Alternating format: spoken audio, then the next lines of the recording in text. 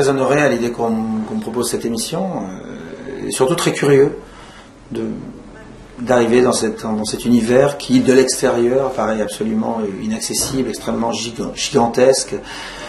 Et puis la musique reste la première langue internationale. Et là-dessus, on se rencontre. Ce qui est difficile, c'est de se mettre dedans et d'arriver à être à l'aise dans des codes qui sont totalement différents, qui soient rythmiques, qui soient grammaticaux, qui soient musicaux. Mais une fois qu'on a bien répété avec l'orchestre et que j'arrive à peu près à prononcer correctement et que je vois des sourires se dessiner sur les visages des Chinois, oui, ça veut dire que je dis pas forcément n'importe quoi.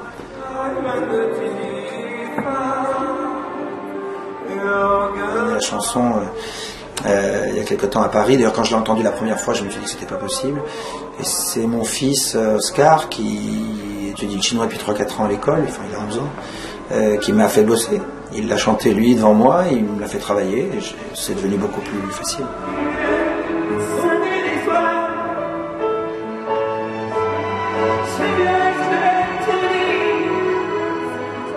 Jolie parce qu'elle est éminemment professionnelle, elle a hyper bien bossé la chanson. Quand elle a chanté la première fois, j'avais l'impression que c'était une chanson à elle et qu'elle l'a chantée depuis très longtemps. Ouais, je suis content, c'est très flatteur de faire ça.